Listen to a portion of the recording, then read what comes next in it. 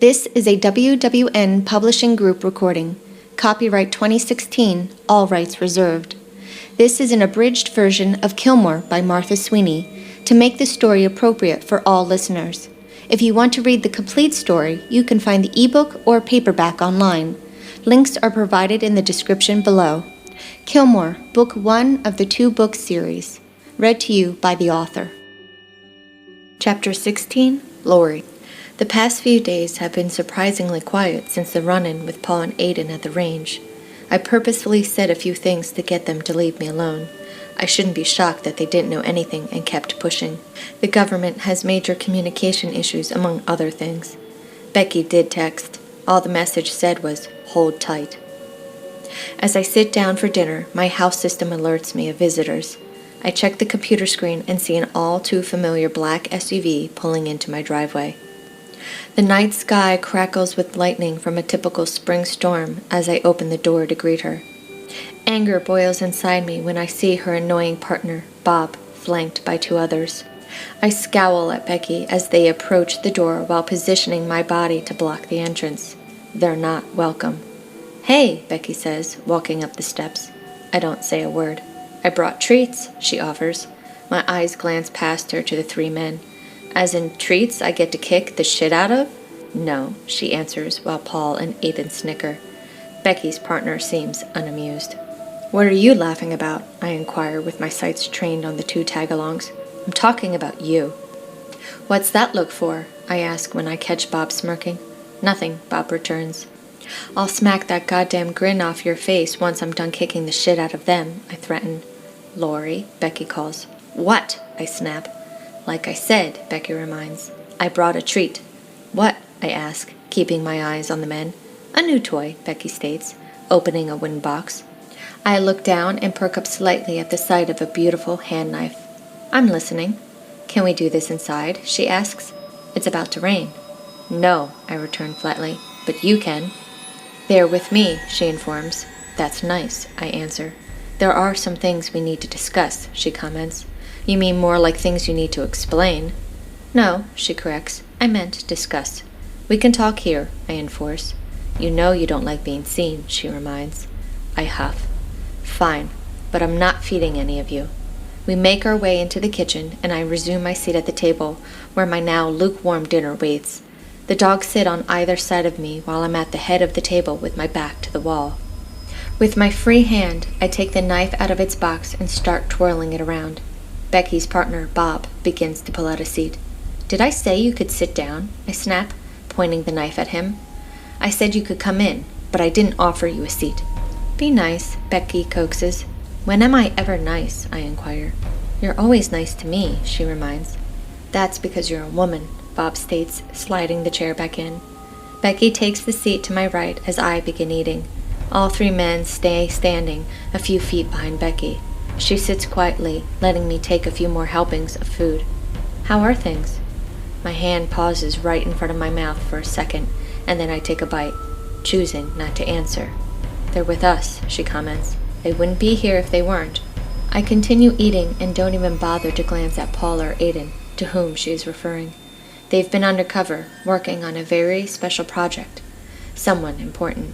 "Don't care," I say with a mouthful of food. The sound of rain falling begins to trickle inside, which reminds me to stay focused and calm.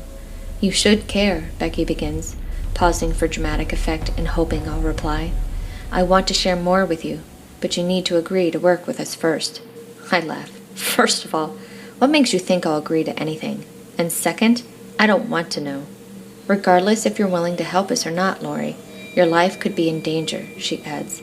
"I'd say it actually is." "Then I'll move," I state calmly.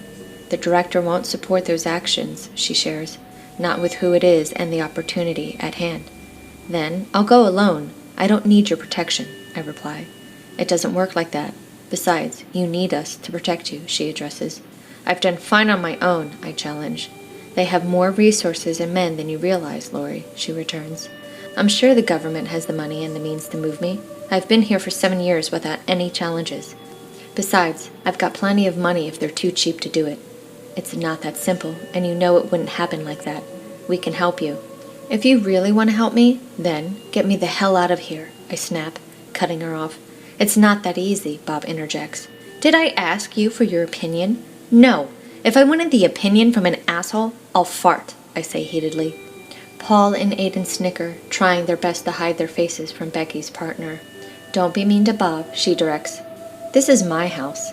I'll be mean to whomever I want. If he doesn't like it, he can go wait on the fucking car," I challenge calmly. "Speaking of your house," Becky starts, "it's the reason why we need your assistance." "Don't care," I remind. "Your new neighbor is one of whom we need your assistance with," Becky adds. "Still don't care," I repeat. "Use the house on the other side and whoever is in there." "We looked into it. Your house gives us the perfect angle to monitor him from inside, as well as being undetected with the way the house is built," Becky continues. "Now, Agent Odell has the idea—" "Who?" I interrupt. "Agent Paul Odell," she clarifies, gesturing to him. "Paul had the idea that, since you and Agent Killmore," Becky pauses, pointing to Aiden, "are close in age, that it would work to have you two engaged in a pretend relationship." "A what?" I take a deep breath, releasing a nervous giggle. "No one would buy it," I charge. "No one in town would believe that I'm suddenly dating, not after being here for as long as I have. We wouldn't make it happen too quickly." "No," I say more confidently. "Leave." "Laurie," she calls. "I said leave," I command. "Get out of my house." Becky stands and starts moving toward the door. I follow behind the four of them with the knife still in hand, wanting to lock them out. "Think about it," Becky suggests. "There's nothing to think about," I answer. "You can't just pick up and leave," Becky mentions. "Not with the relationships you have here in town. Plus, the director won't allow it." I don't reply. "Try to work with me, if not the agency," Becky coaxes. "You know the director will push certain things in order for you to cooperate." I remain silent, not liking how this whole deal is sounding and too pissed to lash out. "Think it over, and I'll be in touch in a day or two," Becky adds, taking a step out onto the porch. As soon as they're all outside, I slam the door, lock it, and head back to my cold meal. After finishing my food, I remain seated at the table and look out through the floor-to-ceiling windows as I spin the knife in my hand, weighing my options. There's got to be a way to stay and not be forced into doing this, or else I'll need to figure out a plan to skip town. This is the end of this chapter. Thank you for listening. I hope you're enjoying the story so far. To read the full, unabridged version, you can find a link in the description below. To find out about new releases before the general public, be sure to subscribe to my newsletter. You'll find a link in the description as well. Also, to be notified when the next chapter is published, make sure you subscribe to my channel.